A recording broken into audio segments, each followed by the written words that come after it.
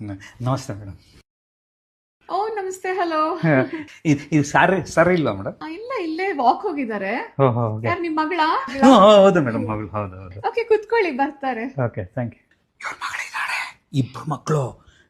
ಏನು ಟ್ಯಾಲೆಂಟ್, ಏನು ಬ್ರಿಲಿಯಂಟ್ ಗೊತ್ತಾ? ನೀನು ನೋಡಿ ಅವ್ರನ್ನ ಕಲಿಬೇಕು. ಆಯ್ತು. ಏಯ್ ನಾಯಿ, ಬಾಗಿಲು ಏನಕ್ಕೆ ಹಾಕೊಂಡಿದ್ಯಾ? ನಾನು ಬಾಗಿಲು ಹಾಕೋತೀನಿ, ನೀನೇ ಹಾಕೋತೀನಿ, ನಿನಗೇನೆ? ನಾನು ಸ್ನಾನ ಮಾಡಕ್ ಹೋಗಿದ್ದೀನಿ. ನನ್ನ ಮಕ್ಕಳು ನಿಮ್ಮಿ ಪಮ್ಮಿ. ನಿಮ್ಮಿ ಪಮ್ಮಿ ಮೇಡಮ್, ಒಂದು ಜಿಮ್ಮಿ ಅಂತ.